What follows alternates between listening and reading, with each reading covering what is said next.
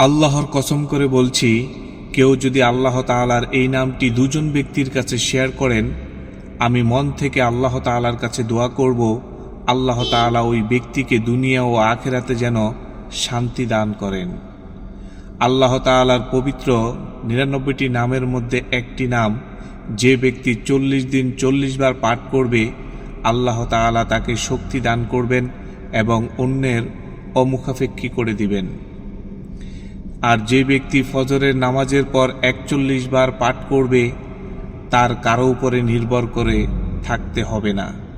আপনি যদি অপমানিত হন, আল্লাহ তাআলা আপনাকে সম্মান লাভ করাবেন। সুবহানাল্লাহ। আল্লাহ তাআলার সেই নামটি হচ্ছে আল আজিজু।